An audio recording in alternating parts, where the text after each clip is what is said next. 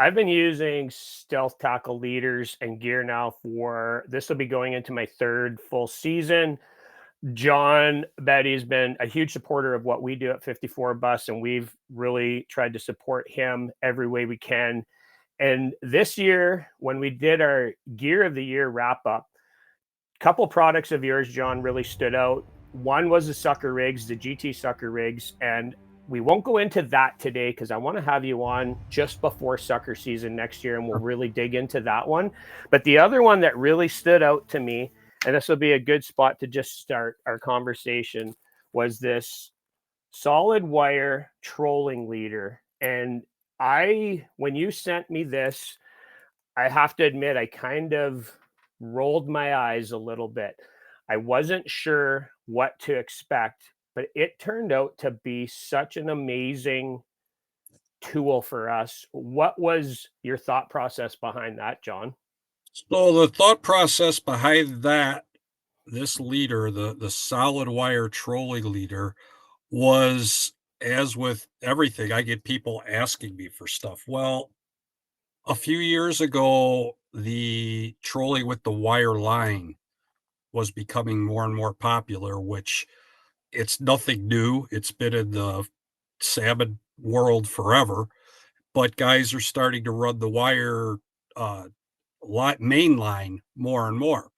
So through the years, the best trolling leader that we've had have been the fluorocarbon trolling leaders for the invisibility, the longer length, and all of that. Well, started thinking about it a little bit, and you have wire guys using solid or using the Model uh, wire line, and it's because it's transmitting sound and vibration to attract in the muskies.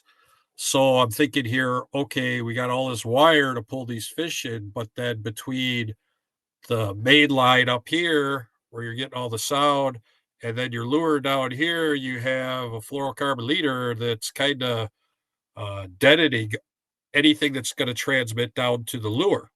So previously in years past, we've always had the nylon coated stranded wire. And the reason for the stranded wire was to help the coating on the stranded wire was to help protect the fish if they roll up. As you know, they roll up and like to roll into the leader. So we were a little bit hesitant about that, being that the solid wire is so thin. And so I put it out there to a few guys to run and use, and they weren't having any problems with that happening, and said that they think that they roll up less in the solid wire leader because it's so stiff.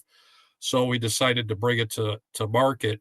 And whether you're using the wire line or your standard monofilament or your braid, guys just started having really good success with it trolling with that wire leader, because even down at the bottom after your main line, that is the solid wire is still transmitting sound and vibration to help draw those fish right to the lure. So instead of following it and breaking off, they're getting a little bit more hookup ratio with the solid wire. The drawback to it is that you do got to take care of it. It's wire, and when you bend wire weakens. That's just the way it's made. So you got to keep an eye on it. You got to check it. You got to make sure, as with all wire, if it gets kinked, it's real easy to straighten out a kinked leader, but you got to remember wherever that kink was, you just made that wire weaker. So how many times do you want to do that and get away with it before you wind up having a failure? And you don't want that failure to come out of big fish or on running an expensive lure. So that's kind of the concept behind the whole uh, wire trolling leader concept. That, excuse me, ties right into us using it this year. So I threw it on one of our trolling rods as we kind of transitioned from sucker season into that last couple weeks of the season where we were trolling. And right away, I noticed as soon as you put the lure in the water, you're hearing that hum. Right. And David and I both heard it, and you can feel it. And we've been really big on especially spinner baits. And I'll just kind of go there first because I think with spinner baits, like the little paper clip style spinner baits, if you Mhm. have a fluorocarbon leader that really deadens out that vibration, and we always use a solid wire leader with that style of bait because I think it transmits either more vibration to your rod, but more importantly, it doesn't deaden that vibration of the lure in the water. And back to your trolling leader, what I found is that when I let my line out to my desired depth and we were using the forward facing sonar looking backwards at our lures, and I got it down 16 feet with a supernatural. The next time I put it down to the exact same depth, it was or this exact same amount of line, it was going to the same depth. It was very consistent. And I Okay. found with fluorocarbon, because of that bigger footprint, it's not always consistent on where your depth is. And it might only be a 6-inch difference. It could be a foot, it could be 2 inches. But when you're trolling structure on shield lakes, you want to be very precise. Like you said, with these expensive crankbaits, the difference on augering a supernatural into the rocks versus just tapping it, that's huge up here. So Right. I just found it was very consistent in the way that it ran.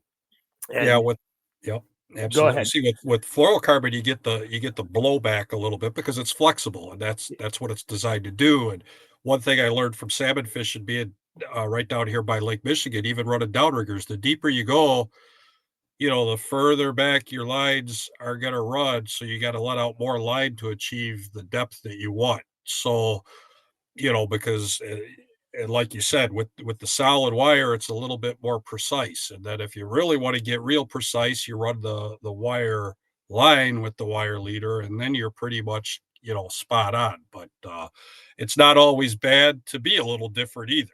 But if you want to try to duplicate something, it's going to give you a better shot of duplicating exactly where you need to be, knowing when you let out 25 or 30 feet of line, that that lure is right back where it was where you just released that fish. Yeah, no, I think that that is huge. And we're mid-pack style trollers. We're not great. We get Right, better each year. So every time we learn something new, it's something that we can kind of right. put in our Rolodex of, okay, this helps us achieve something, going forward. And I could obviously see where the guys that are trolling all the time or predominantly trolling, those little things do make a big difference. And I think for Absolutely. people that are just getting into trolling, I think if you can eliminate a lot of the variables, I think that makes it easier because we struggled so much early on trolling, not understanding the systems of trolling, the line you put out, whether you're on a board, just simple things like that. And I think as you're learning to troll, just Yeah. trying to keep it simple is a big thing. And a lot of it is getting out there and doing it.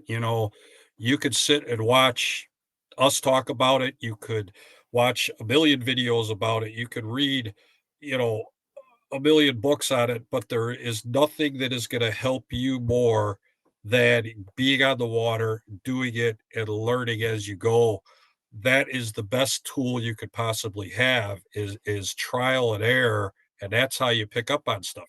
Things like even direction, current. You start learning all that stuff. You start putting the pieces of the puzzle together. Why are the fish only hitting when I'm only going this direction? And being more of a multi-species guy, that's where I learned a lot of that stuff from walleye and salmon fishing, where you're in contact with a lot more fish more often versus just being a musky angler. Your catch ratio, unless you're on a place like St. Clair or someplace like that, you're not having as many shots at fish to be able to establish that pattern consistently. Yeah, that makes sense because for us 2 years ago, so in the fall of 23, we didn't really have access to suckers. So that's Mhm. typically our favorite bite of the year is the sucker rig bite. We didn't have access to suckers, so we had to evolve into trollers that fall. And by trial and error, we learned a lot that season just by getting out there and Sure. doing it. Right. So, yeah, I think you're right, and I think that ties into any style of musky fishing, and that Yeah. will kinda lead us into our next subject here, just talking about Mhm. leaders. It's one of those it's almost like one of those black magic kinda subjects. Everybody's got an opinion, and yet nobody can really tell you why they use what they use. And I just want to kind of preface this by saying at my wife's shop, 90% of the quote unquote weekend anglers come in, they don't put any thought into buying a leader. They just look on the wall. They, oh, here's a fluorocarbon leader, a solid wire leader. They might grab one of each and they will just run that all year. That's not their fault. That's just Mhm. the nature Mm. of it. And I think as you get into musky fishing a little bit more, you start to see that Mhm. leaders can make a big difference. And Sure.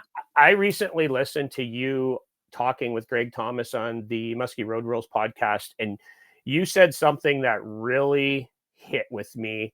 And I think you know what that is, John. And what's your philosophy behind picking a leader for yourself? Well, a lot is gonna have to do, there's a few variables that are going into it. It's gonna be the time of year, and it's going to be the types of lures that you're using, as well as how much you're going to be. Am I going somewhere familiar where I know the bite, or am I going somewhere where I'm going to be kind of chasing it to try to dial in a bite where I'm going to be swapping out a lot of different lures? So that's going to play into it a lot of how I'm choosing a leader to go fish a specific body of water. One of the things we talked about coming on ahead of time was the leader length uh, debate, and I'm huge about using longer leaders as long as you possibly can. The past few years, it's been, oh, shorten your leader, shorten your leader, shorten your leader. There's a time and a place for that. I agree with that, especially early season. If you're trying to run little baits and you're using say a standard length leader, whether it be wire or fluoro, versus a tiny spring leader like this, which you guys might not be using too much up your way. Because by the time your season's open, those fish are usually done doing what they got to do. But down here, where we're able to start fishing pre-spawn, you know, these fish are really negative. You got to trick them. You got to trick them to bite. They're not looking to eat. So how are we going to get these fish to eat? And that's where the shorter leaders come into play with some of the smaller baits that we're running, you know. So, you want to use a smaller leader. You use a log leader on a small lure that you're twitching, like this boss shad or your small slammers, things like this, and you're just not going to get the full action out of those lures. Same with your little glide baits or twitch baits. One of my favorite early season baits is this is a baby squirco here. It's a very leader sensitive lure. So, there's a time and place for that. Um, I disagree with the theory on, well, I could figure eight better with a shorter leader. The theory on that is, yeah, it's true, but learn to figure eight better, because if you're using a little tiny leader like this at the time of year when those fish are on the prowl to do nothing but eat, and you're doing great figure eights because you're using this little short leader, and Big Mama comes up to the side of the boat, and she could, look at what we're talking about here. This is a leader as wide as my hand, you know. So 30-pound muskie's mouth can inhale that a lure, and the leader. So now you executed that perfect figure eight, but you had nothing to protect your main line because you were using that little short leader. So, that's my biggest uh, thing that I worry about when people are always wanting to downsize that leader, especially when you get into those summer pattern times and into the fall, and they still want to use that 6 to 7 or 8 inch leader. This is about, increasing the odds of catching a fish and decreasing the odds of failure. Well, that's one way you can do it. So you got to stay on your toes. You got to learn to make. I watch a lot of YouTube videos and I see some figure eights out there that you just want to cringe, and it's like, work on those figure eights, get those figure eights better, make those nice wide circles or eights so that you can use that little bit longer leader. And I'm not talking about an 18 to 20-inch leader. I'm talking about, a 12 to 14-inch range. So just to, like I said, it's about we're playing an odds game. We want to up the odds of catching a fish and decrease the odds of losing it or having a failure. Yeah, I would agree. Um, I am totally guilty of the past couple of years trying to downsize in length and in diameter to a certain point. Mhm. And there becomes a point there where it's diminishing returns. Exactly what you said. I've had a bite off on a bucktail when I was running a 6-inch leader, a fluorocarbon leader, and that Yeah, fish just grabbed the whole thing yeah, and basically cut through the leader right below the swivel. So there's a couple things at play there. And with right. you, I have been running, this is a 9-inch solid wire with Mhm, a solid mhm, ring on it. This mhm, one I do have a split ring. This is a number 4 mhm. stay lock. I like to usually downsize to number 4 if I'm using a slightly smaller bait, if I don't Sure. go to a split ring and then just your standard swivel at the top. To me, that style of leader right there, that's 9-inch solid wire. I can use that with all my rubber. I can use it with bucktails, although with bucktails, I like to use your 49 stranded flexible leader. Mhm. The only thing I would say that sometimes a shorter leader on shield lakes might help is in the really sloppy weeds where you have to be super precise with your figure eights when weeds are right to the surface. Yes. 3 inches might not make a big difference, but it does make a difference on a 10-foot rod when you're out away from the boat. You want to have really good control. And I totally agree. I see people in my boat, I see people on YouTube videos that come to Shield Lakes and their figure eights are scrappy at best. And on a lake like Eagle Lake, you get a couple shots a day. You have to be good at the boat, and performing that figure eight is a big part of it, and knowing your gear is a big part of it. So I do think that as leader size and length kind of changes or the preferences change, it's there's that middle point where I think, you know, everybody has to find what really works for them. But Right. your idea of using the longest length leader that you can get away with without distracting or changing the action of the lure, I think that's a big takeaway that people could probably take a lot from. So if you're talking just your classic bucktail up on the shield when you come up to Lake of the Woods, what are you reaching for there? You Well, know, when I'm on Lake of the Woods, which I try to spend, you know, take probably 2 to 3 trips a year if I'm lucky enough to get away out of the shop, and they're usually short trips, so I'm usually never able to piece together a whole week for one reason or another, but with that water over there not being real clear, I am running solid wire probably 90% of the time. And one tip I can tell you that's uh, basically a 12-inch solid wire. Thought I brought one in. I do eliminate the snaps. For probably the past 5 or 6 years have been not running nothing but a solid rig. You got a split rig right to your lure. So, but that's pretty much my leader of choice. And the reason why is, I got a few days to accomplish something. I don't have to This leader will I call it the four-wheel drive of leaders, 12-inch, 174-pound, solid rig on one end, swivel on another end, because it'll work with just about anything through the season. I can use it with bucktails, I can use it with top water, I can use it with crankbaits, I can use it with rubber. So, that's pretty much my go-to leader when I'm up there. I was never a big, uh, believer in leaders making a difference with the blades until everybody started going to the offset blades where they're doing, like with the trigger, the 7-9 or the 10-9 combos, stuff like that. I never really thought, most of the time on my bucktail rod, I had a standard fluorocarbon leader, and that's what I used. And as long as you're using it heavy enough, you're going to get the job done, you know. But with those stagger blades, I'll go back to what we talked about with the solid wire trolling leader, sound and vibration.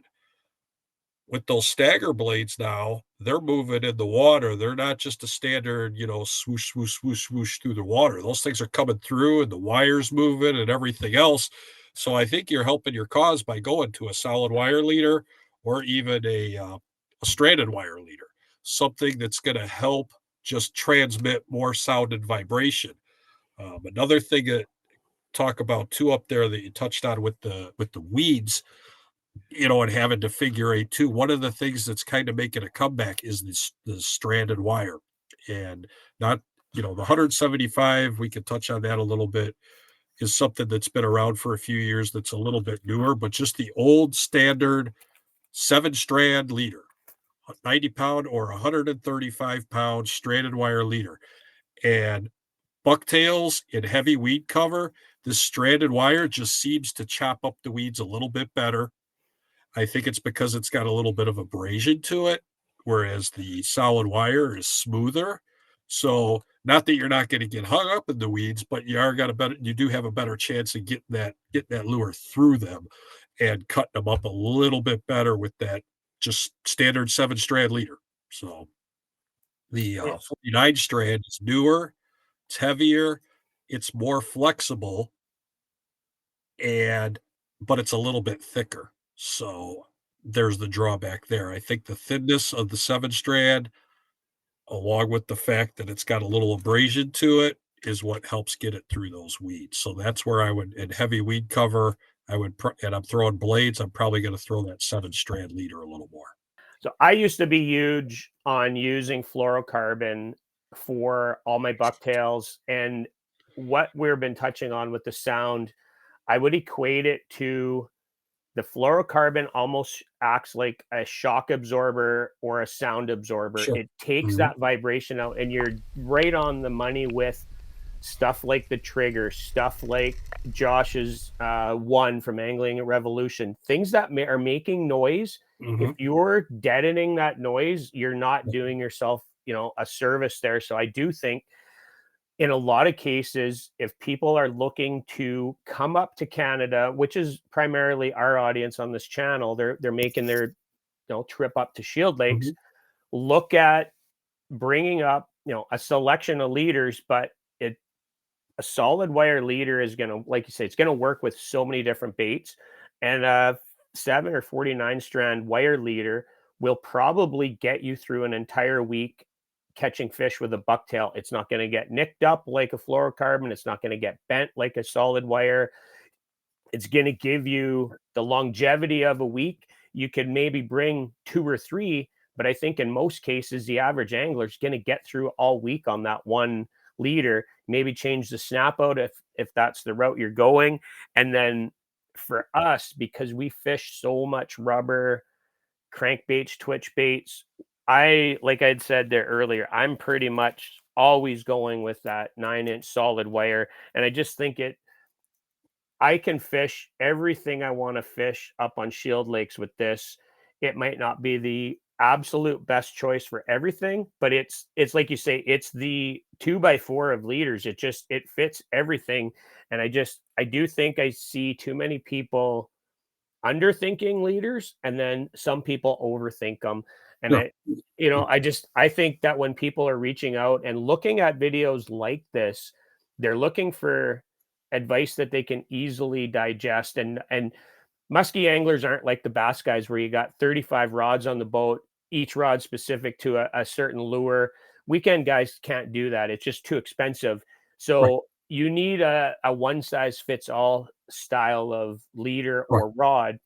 But I do want to talk about some of the other products you make, because I think as you get more and more into musky fishing, there's niche baits, niche leaders, things that fit a certain spot that will really help. And we used a lot of Walk the Dog topwaters early on. One of my favorite ones was a little Joe Booker Dancing Raider, that tiny little one, caught so many fish on it.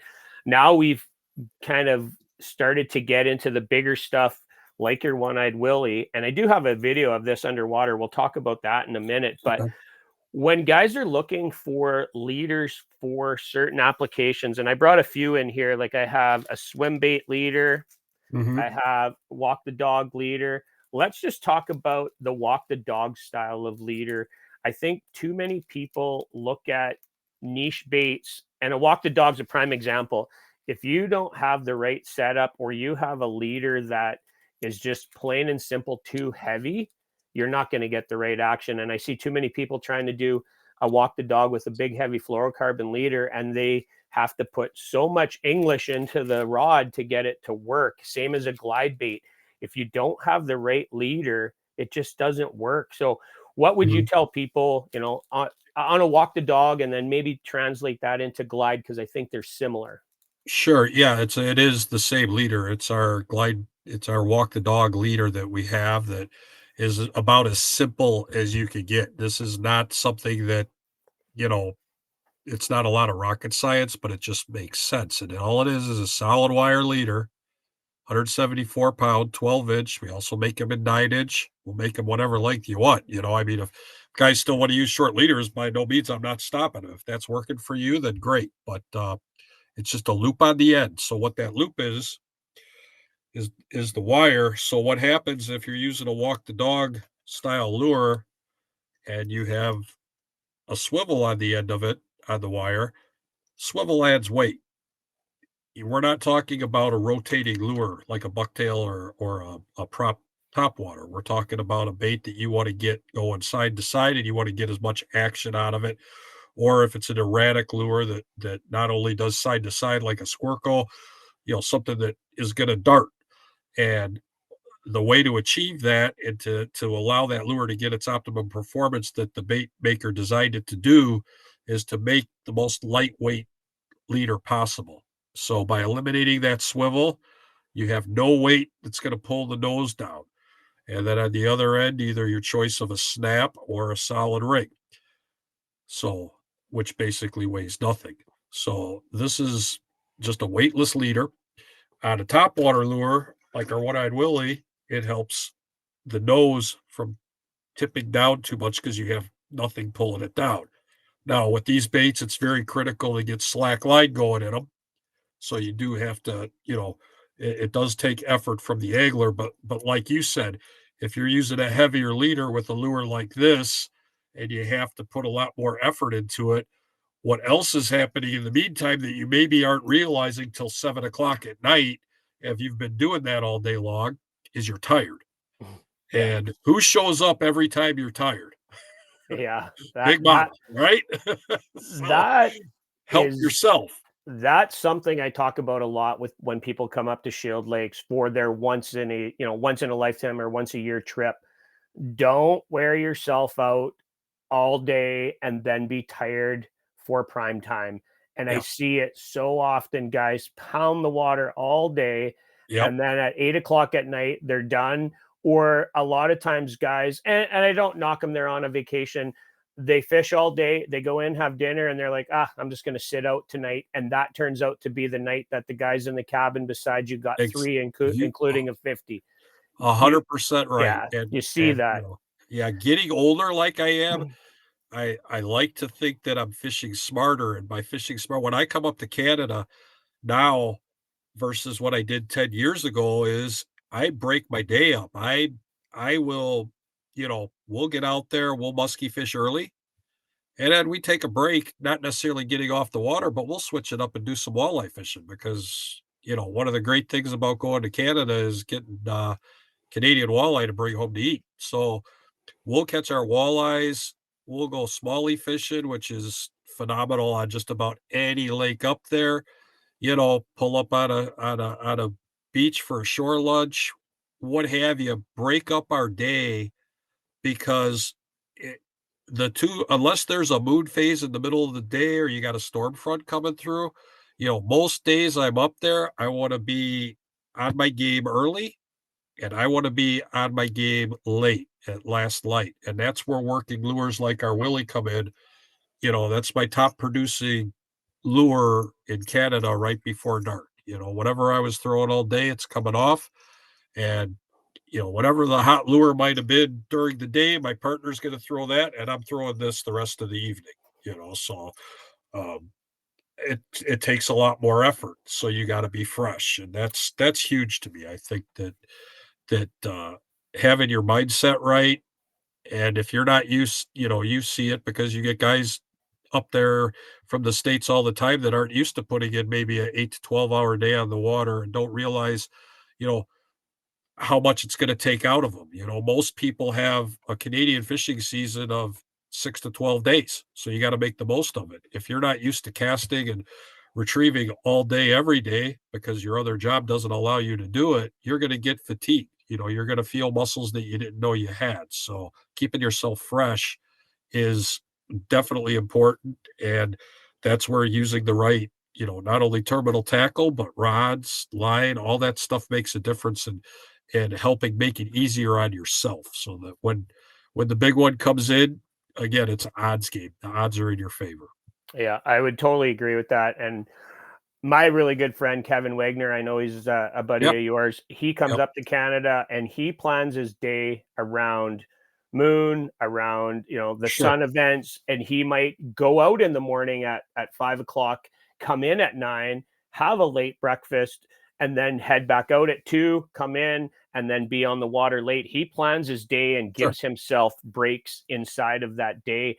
David and I fish our average fishing trip's probably only 4 hours. We don't go out and Right. beat You ourselves up. It's different because we live here. you We have the can go luxury. out. We have that Right. luxury, but Right. we also know that beating yourself up for 8 hours to just be there for that last hour and a half Mhm. doesn't make any sense at all. So Right. again, it's stacking the odds in your favor. Yeah. While we are talking about your one-eyed Willie, I want to show you a couple clips that I did underwater, and I'm not even sure what leader I'm using here, John, because when we do some underwater stuff, I kind of batch record, but I do Sure. have it from a couple different angles. We'll look at it and then you can talk about what makes that one unique because it does do something different that a lot of these walk the dog top waters don't quite do. So let's have a quick look at it here.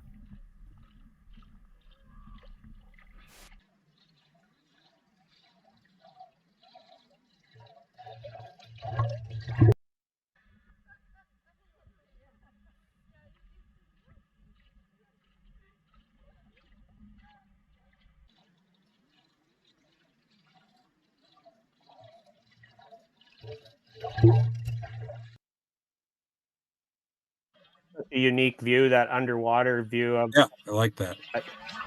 So here's slowed down a little bit.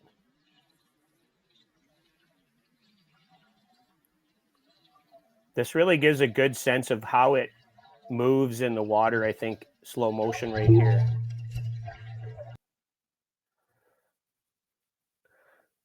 I would actually, after doing that, I would Mhm. try to use it a little bit slower because I think that that side kick it has, I think I wasn't giving it quite enough slack line, and that's something Correct. I noticed That's what I noticed. Yeah. as soon as I seen our footage.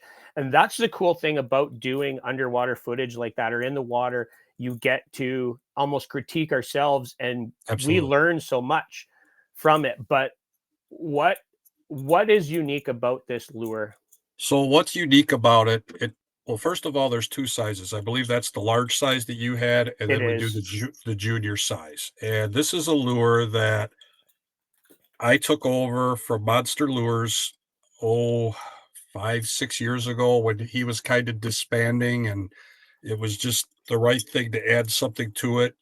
I do pride myself in just being a terminal tackle company, but I am a terminal tackle company with a top water lure, but I'm very hands off with the process of it. We stick to terminal tackle here in the shop. I have a really good woodworker that does the woodwork for me, and I have a really really good painter who does the great paint work and designs and patterns on it for me. So when I get them, all I got to do is basically put the hooks on them and use them or sell them. So, but the uniqueness of the Willie, and I like these baits back before I even bought them off a bill.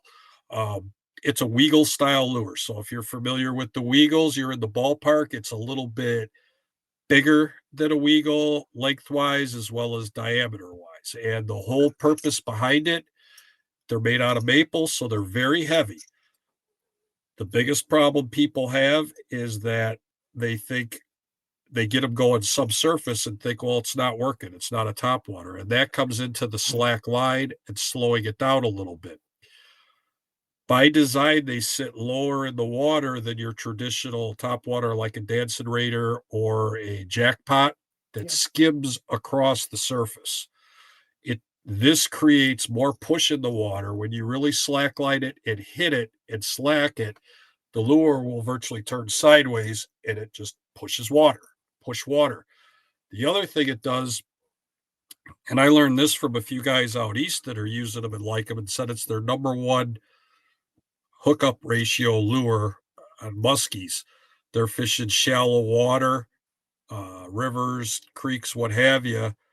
And so when a fish comes up and hit a jackpot, you'll see him coming and you see the wake. The wake starts pushing the lure away from the fish. So the fish actually has to work to get that lure. What do we usually see with a lot of jackpot videos is we see a lot of cool footage of fish blowing up on lures, and you always see that lure flying Yeah. away from the fish. With it being heavier, it stays down. When the fish starts coming in to push it, it's got a better chance to grab that thing and get it in its mouth. So a little bit higher hookup percentage with it. Usually when they hit these things, you got the hooks in them. So that's a big thing. That and pushing the water. The little one is a great bait if you're out fishing for a few hours and you want to throw it. It's more user friendly. The big one, it will wear you out over time.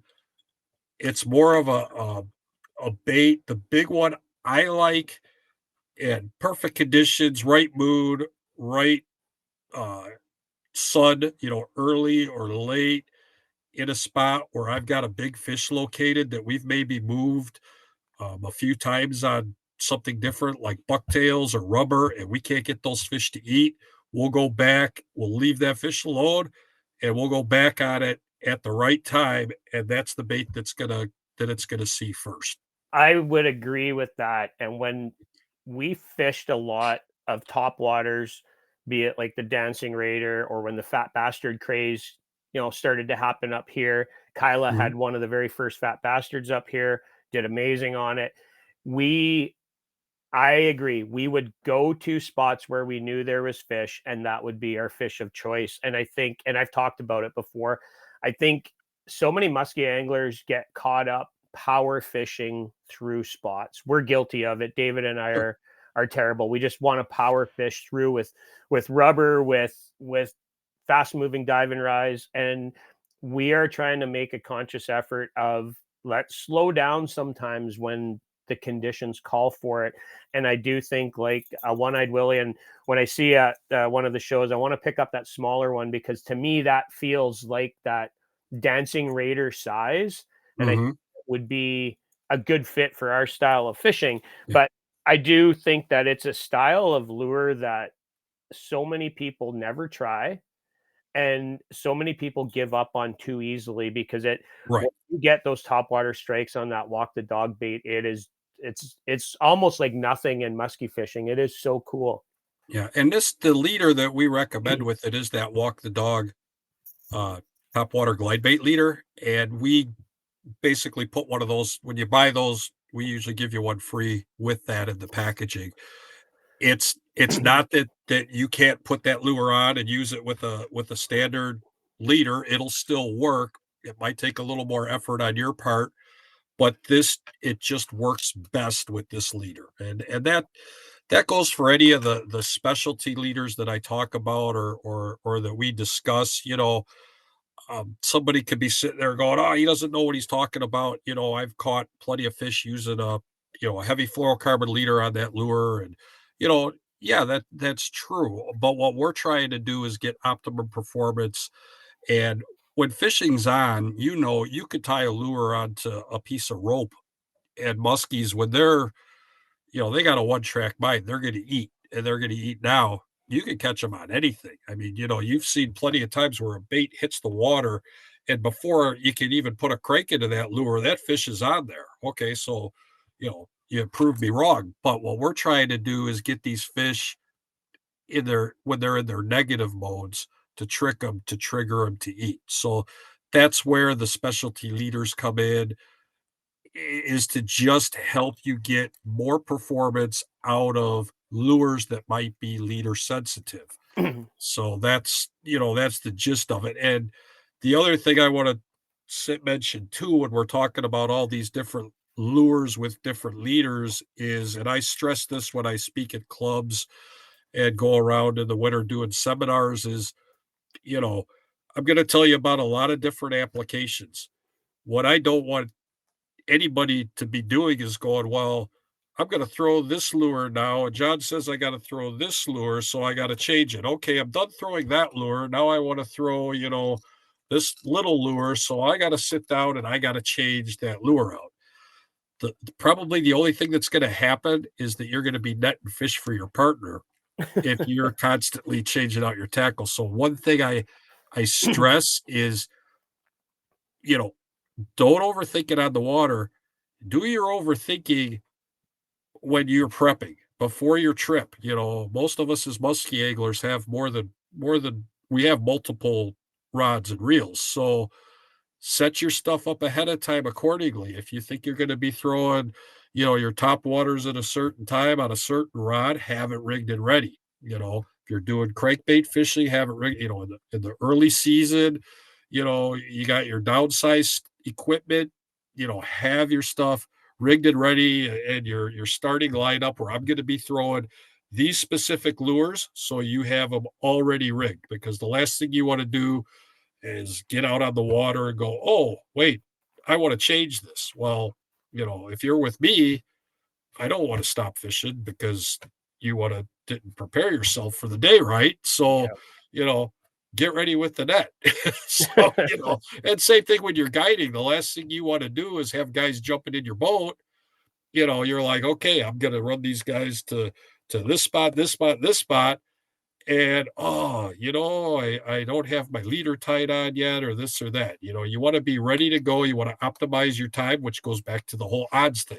You Yeah. know, the more your lure is wet, the higher your odds are you're gonna have some action. So Yeah, you I know, I agree. One specialty leader I wanted to talk about or ask you about is the grenade leader, and I yeah. believe you are the only one that builds something like this.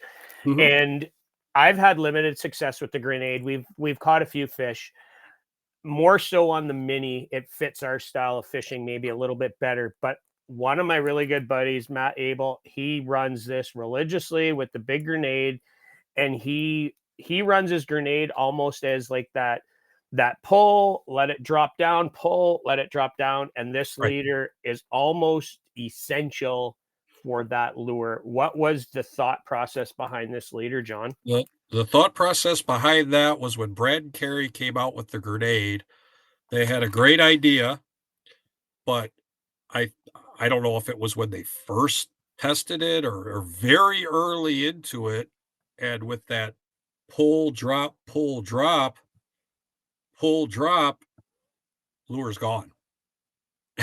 So they had to come up with something. These lures were getting hit, but they were more susceptible to being bit off.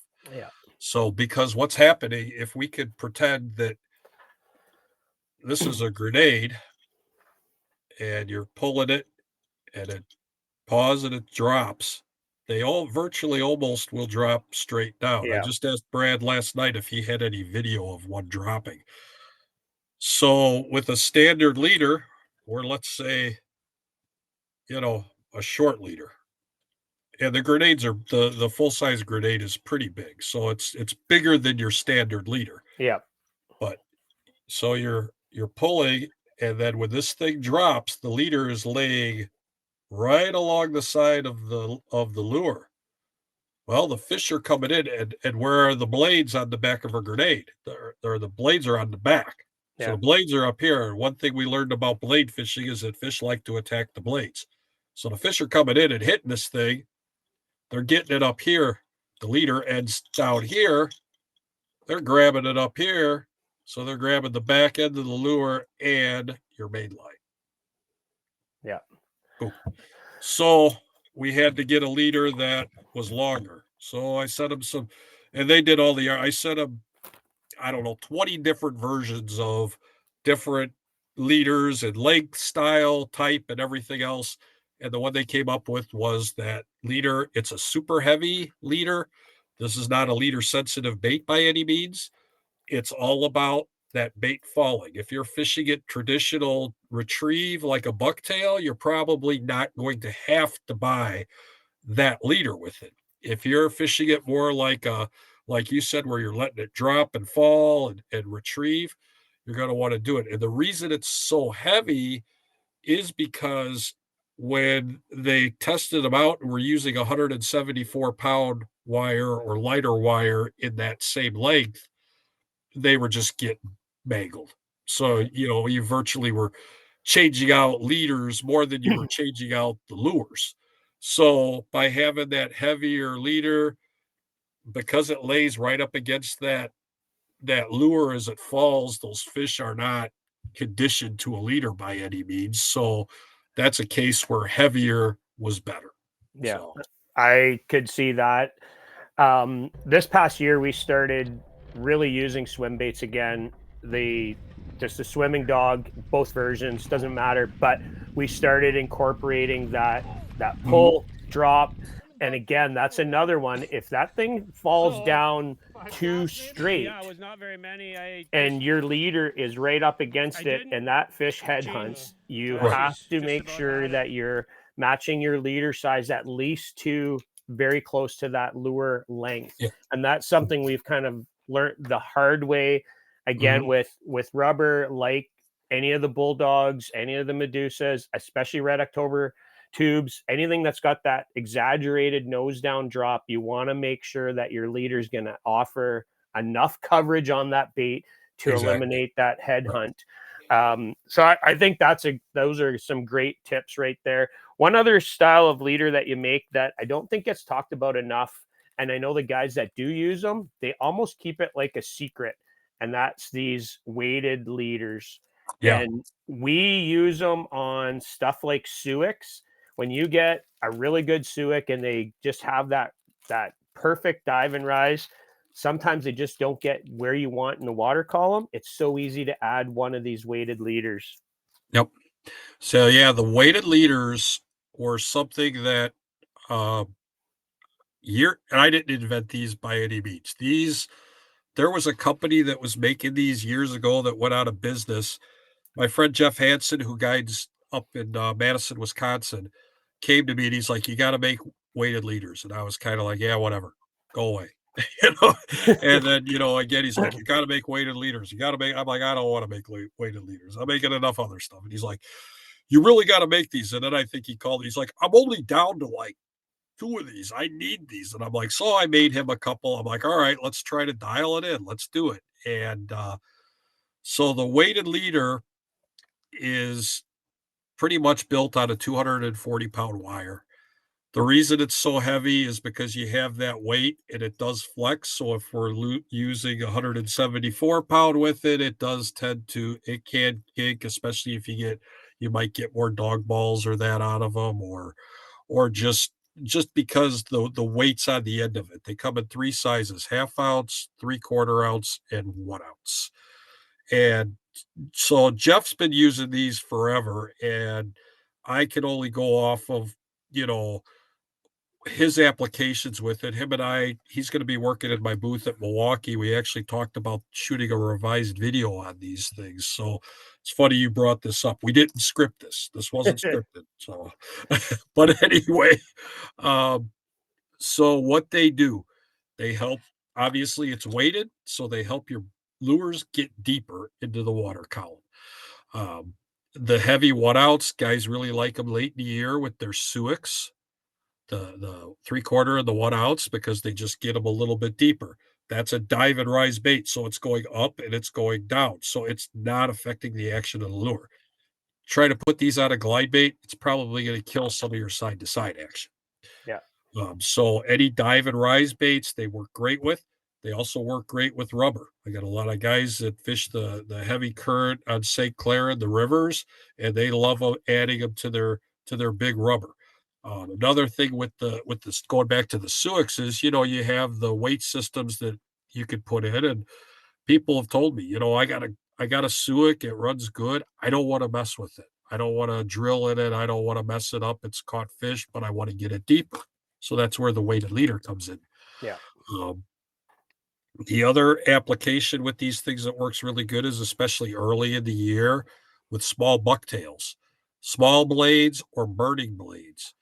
The reason they work good with smaller blades is for the simple reason if you've ever tried to cast a little bucktail like a rabid squirrel or a single cowgirl, the smaller ones, stuff like that, on a windy day, it you're not going very far. So just by adding that half ounce weighted leader to that, you're going to be able to launch that thing a lot further.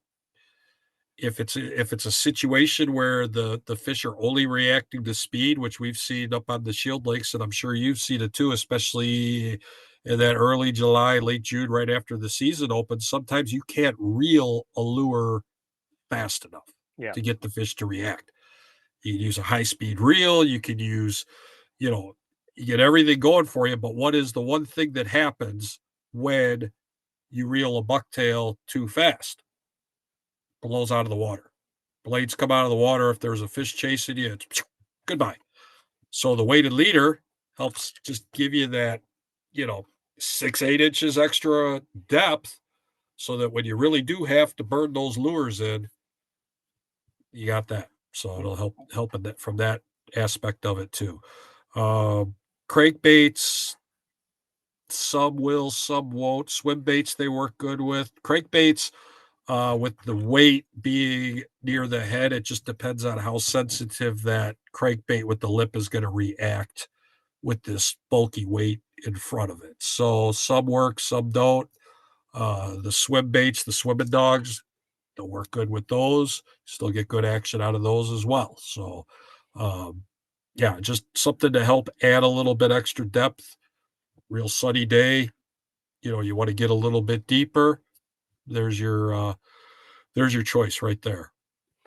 So we were early on the Bondi Royal Orba, especially the junior size up Okay. here, Mhm. and we had tremendous success with it everywhere. Mhm. And for us, the junior size is kind of that sweet spot where we fish.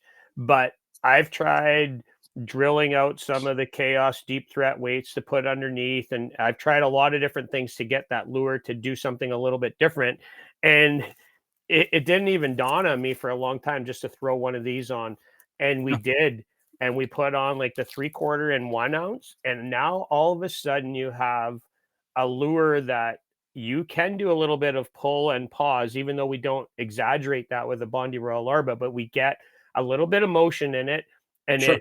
it allows us to get into that 8 to 10 feet of the water column, which Mhm. always seems to be so key up here. So there's so many cool applications with it. And it's Yeah, funny that almost never hear people talk about it. We talk about weights on the lures, we talk about internal weighting, we talk about mhm. drilling into things like Suix, and it's just such a simple fix, a simple solution. So I would tell Yeah, people pick up a pack of each size, throw them in your tackle box, and when you were, especially up on our shield lakes, and you're fishing a spot where you think those fish are sitting a little bit deeper, or those fish that sit suspended off a structure, which we see so often up here, just put a weight on that lure that you're using and try and get it down a little bit, because sometimes yeah. getting that lure 3 feet down makes all the difference in the world, to your Well, point on those negative fish. even even a foot, I've had guys tell me, and that's not me trying to sales pitch it. I've had, pro guides tell me that that weighted leader or even tournament guys have told me that just getting their blades to run that extra, 8 to 12 inches deeper has made a difference in getting in contact with fish that maybe aren't going to come up that high. I found that kind of hard to believe. I was kind of blown away by that when guys were telling me that, but these are guys that spend a lot more time on the water than I do. that are saying that, that much can just make a difference. So it definitely helps. Yeah, it can. And I think when you spend a lot of time, again, going back to our Shield Lakes up here, you get to see a sense of, okay, I'm throwing this year a pit bull, throwing a pit bull. We're moving some fish, but I'm not getting that reactionary strike.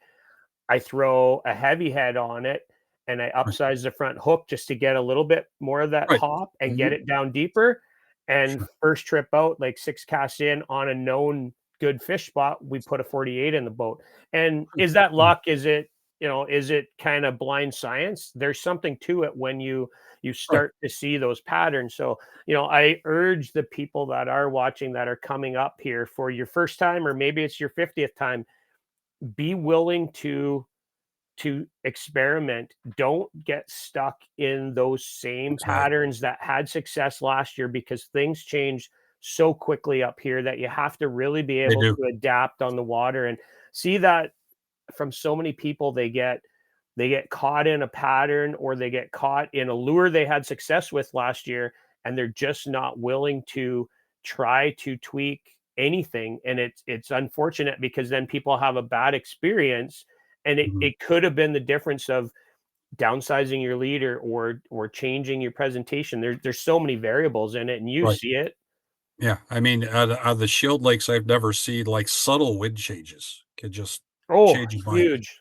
A cloud. I've seen a cloud change a bite window. Unlike, my home waters are kind of the Indiana lakes down here, and I've, muskies are finicky. Let's face it, they just are.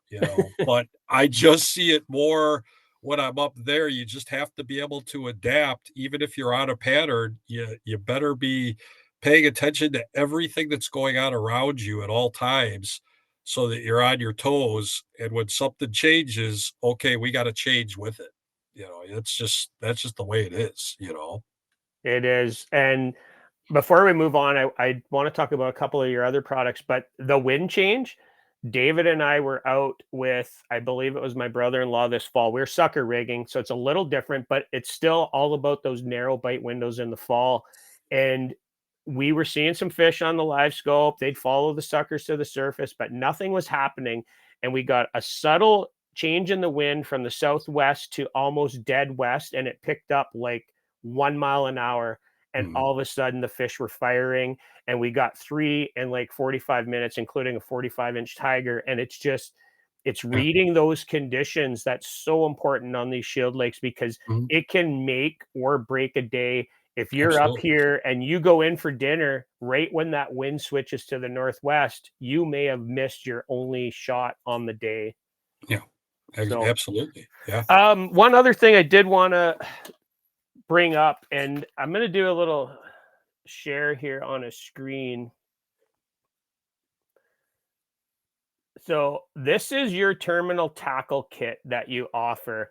And while this might not really apply to me, John, because I have so much of your stuff, and I have way more than what would be in this, talk about what this is and why it's important for guys to have stuff like this in the boat. Talk to that weekend angler that probably isn't set up with stuff like this. Sure. Well, the biggest thing with the terminal tackle kit was, you know, I'm a big preacher. I preach changing out your snaps. I think that the stringy Staylock snap is by far the best snap that we have available to us on the market. And for those not familiar with it, it's the snap that has the little loop that a lot of people are like, "Oh, I can't get it through the loop and this and that." Well, there's a reason for that, and that makes it strong so it won't open up. However, I don't care if you're using the stringy Staylock snap or any other brand of snap that's out there on the market. Over time, from opening and closing snaps, they weaken. Anytime you bend metal, it weakens. So you want to be able to have tackle on hand where if you feel that snap get really spongy, you want to be able to change it out.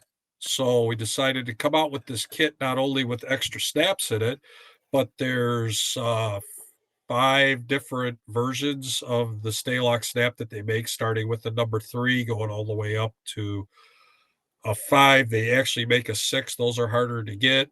So we don't put those in the kit, but we give you a few of each size: 3, 4, 4.5, and 5. So 4 sizes that you get in there. Another thing you might find with a different situation that, a number 5 stay lock works great on these bigger profile lures, but then all of a sudden you're switching it or you're downsizing to a small crankbait. And you might want to drop down and go to a number 4 smaller size snap so that you can get a little bit better action out of that lure because it's going to have less resistance in the water than the bulky number 5 does. So you have your variety of sizes for different applications. We also put in extra split rigs. I forget how many are in the kit. I was going to try to dig one out, but they're buried in the trailer. Um, but we give you number 5, number 6, and number 7 split rigs, which are heavy duty stainless steel split rigs, and um, those are the 3 most popular sizes in the musky world that guys are using. So you have a variety of those. Again, over time, split rigs are wound metal. What happens to metal? We're opening and closing. We're sliding baits on and off of these split rigs. The hooks get tweaked. You'll start to notice with, no matter how good the split rigs are over time, they start to separate a little bit. So if they're separating a little bit, they're springing out a little bit. That means you want to get that thing switched out. So um, that's why we put those in there, along with a few extra ball bearing swivels, just because you can never have enough swivels. Yep. Maybe you want to add a swivel to a lure. Maybe, something banged up on a rock. Maybe you're the kind of guy who likes to build stuff while you're out in the boat. Well, now you got those right there with you. And then also in that kit, it's all in a real nice. The kit's only about that big, so it'll fit the tackle bag, a storage compartment. You can slide it away really easily.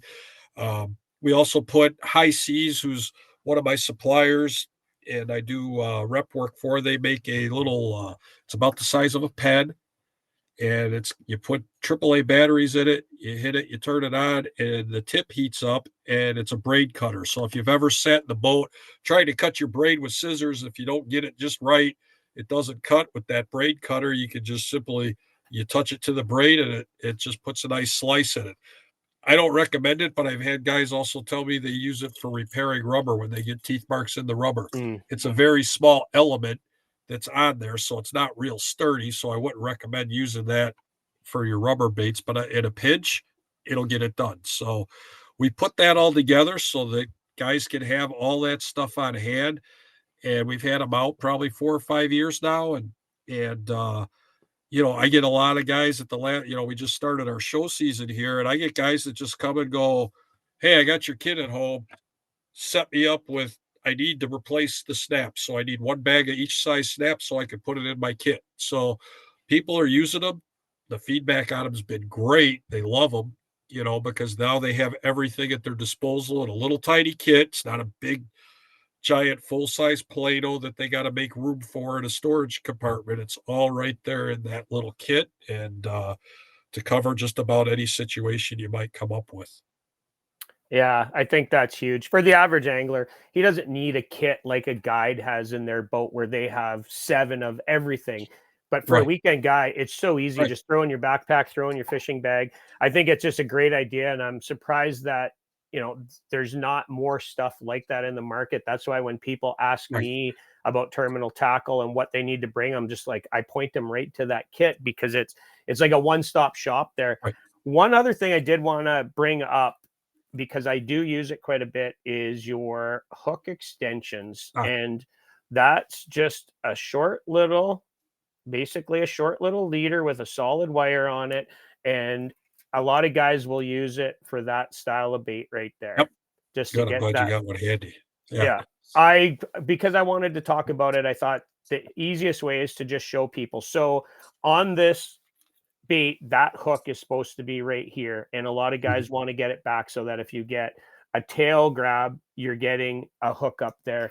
But there's lots of applications for something like this. It can be a swim bait, it could be even on like a red October tube, just moving a hook back a little wee right. bit. And it's one of those little items I think guys could just pick up.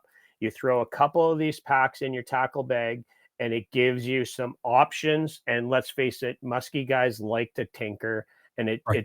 it's one of those things that just allow us to tinker on the go. Yeah. And we, like Dave and I, we don't do a lot in the boat, but what we will do is if we're in the boat and I'm fishing a bait like this and we see something, we come back to the shop and we're like, let's remedy that. And all of the stuff that you have available, John, there's so many different leaders, styles of leaders, tools, or terminal tackle that offers us the ability to make changes to lures. So I do think that your website offers so much to people, and I think that when people are looking at leaders and terminal tackle, like I said in the intro, it's real easy to overthink it or underthink it. And as we kind of wrap this one up, what would you what would you say to people that either are getting into musky fishing or they're slightly newer to it?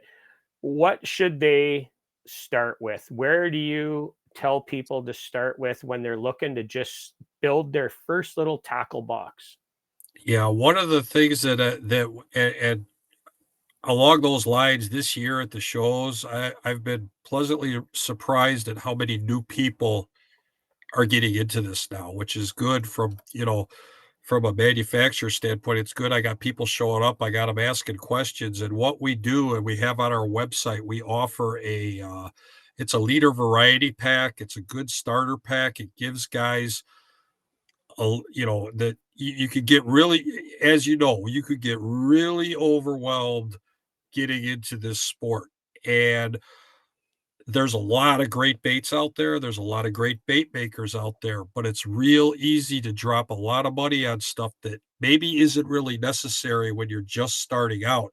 Steve Heiding just put out a video this week on, you know, starter musky lures. You're not going to break the bank to get started. And that's not a knock on a lot of the stuff that's out there. There's some incredible stuff out there.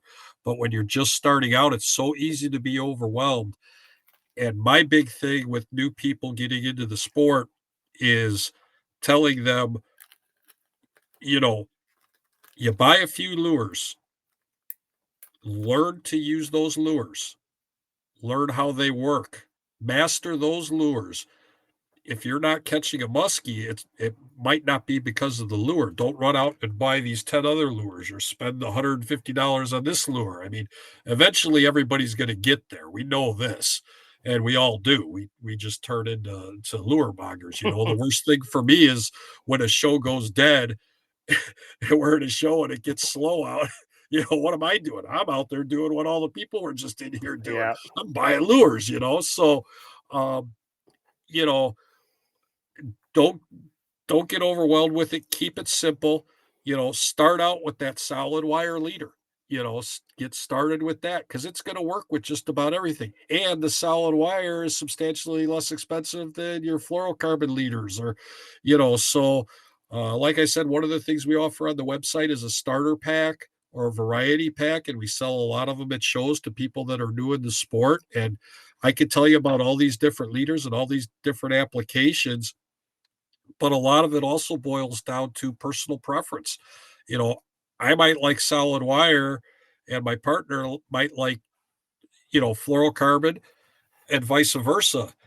It comes down to personal preference. So what we do with that starter pack is we give you a pack of fluorocarbon leaders in it, a pack of solid wire leaders, and a stranded wire leader all in one pack. Now you have something for everything without having to go buy 6 packs of them or this or that.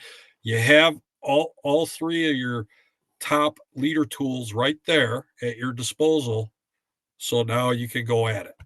I've been pushing to try and make the sport more inclusive. We want more people doing it. We want to see new Sure. people doing it. So when you're seeing that at the show, and I've heard reports of that even at the Chicago show this year, there was a lot of newer anglers asking a lot of questions. Yeah. That's great because that Mhm. means the sport's growing. That's great for your business.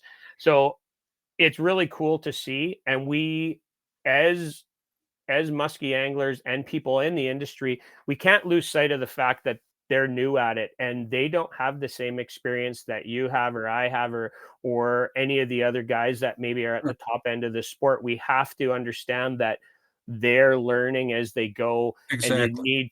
you need to help them and give them the right options, because there is so much information out there. And it's Mhm. why I wanted to do these sit downs with bait builders, with manufacturers like yourself, because I think in a lot of cases, hearing it from the builder himself is going to be the best advice, because it's so easy to get caught up on social media with this person It said is. this person said that. And, there's a lot of good information out there, but there's also information that you kinda just go, "Eh," and, we're all driven by who we work with and how we work with people, but, at the end of the day, we really gotta do justice to the people that are out there, especially the guys starting out. You wanna see them have immediate success as quickly as possible, because then that just it translates to just better for everybody. I mean, even, a couple of lodges I've stayed at before. I've stayed, Stealth Tackle was darn near created at Andy Meyer's Lodge with Cal and Herbie.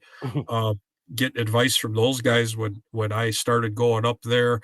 I now am over on Lake of the Woods, Perry and Nook, who owned Young's Wilderness, camp fishing with him. I spent a lot of hours with Perry, and Perry's like, he's driven, and Herbie was the same way back when he owned the lodge.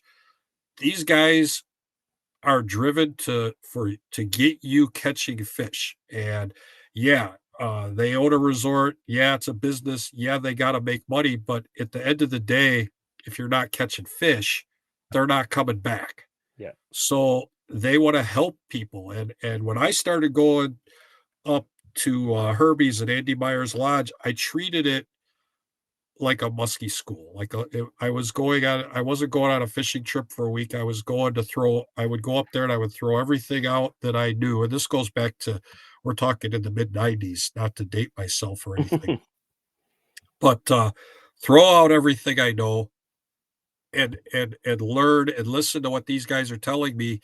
And then I took some of that stuff and I could apply it back in the States. And when I was fishing in northern Wisconsin and over in Indiana, and go, okay, yeah, these guys are on the water every day. Same thing with, when I started out, it was Muskie Road Rules was big with Tony and Greg and traveling, and I got on board with that because a big part of being in this business for me was being able to educate people. Again, Steve Heiding and Jim Sarek with the Esox University Muskie schools. Those guys.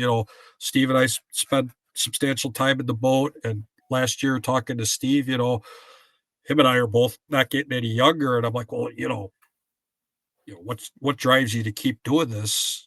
And he said, he loves to educate people and help people catch fish. And he says, as long as I still love doing that, I'm going to keep going, Yeah. and that's the big thing, and that's, one of the reasons we teamed up on his video series that he's doing, that I'm helping work with that with him is, those are great tools for people to use to help them become better anglers. And that's what we want to do. I didn't want to just look at this as a business to get a paycheck. I wanted to make a difference when I started this thing 20 some years ago, to help people and educate people and put better products on the market. I didn't create leaders, but we helped evolve them to be in a better place, so that, again, playing the odds game, less failure, more catches. Yeah.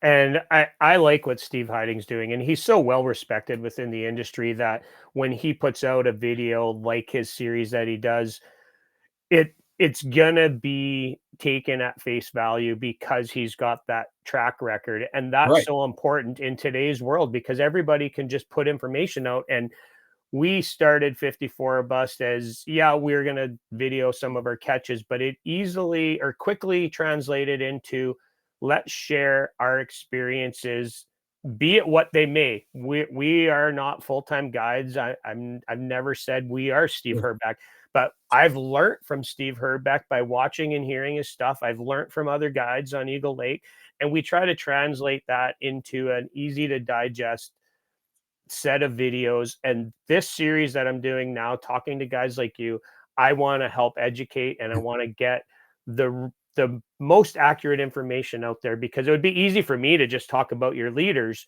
but Right. that doesn't mean I'm an authority on them. Talking Right. to you about them, that's going to be more important to Yeah. our viewers. So I Yeah, you really gotta keep your mind open to, like I said, going up to Eddie Myers, the fish going up there, and, I hired a guide the first time I ever went there, and this kid at the time gets in the boat, and I'm thinking, who's this kid gonna tell me what to do? And who wound up Cal Ritchie, who's now a good friend of mine, but, I learned a lot from Cal, so don't throw out the window that, just because you're such and such an age that, you can't learn something, so, yeah. I I would say that anybody coming up to any of these big shield lakes for the very first time, hire a guide. yeah, Just budget that into your trip. You're going I to agree. enjoy your week so much more just learning the layout of the lake and learning what to look for, Yeah, where fish are going to be, because I hear about it so much. People come up to Eagle and they want to have this theory or this thought that they mastered it themselves. There's luck. You might get lucky in a week, but sure. you may not. And Yeah, there's no there's no crime in just hiring a guide, getting him to help you learn the lake and then go out on your own. It would be the best money well spent. And I just it goes back to the learning side of it. A guide, yeah, he's making a paycheck on that day, but his job is to help you catch a muskie and help you exactly. learn that lake. So I think if we all look at it that way, that we want people to catch muskies. Absolutely. If we wanted to keep Eagle Lake to ourselves, like we had through COVID, which was amazing, I'm not going to lie, Right. but the guides wouldn't take people to good spots and catch muskies. It would be very Exactly. easy for Danny Herbeck to just drive around with clients and have them cast all day and save the good Sure. spots to himself. He Yeah. doesn't do that. He goes out and puts clients on fish. That's what they're there for. Use them. Budget for that. You will thank me later. You'll have such a better trip on a shield lake. I agree 100%, and if anything, you at least learn where the motor eaters are, because That there's a too. lot of those up there, so, Yes, there is. but those are Absolutely. also good fishing spots, so Yeah, they are.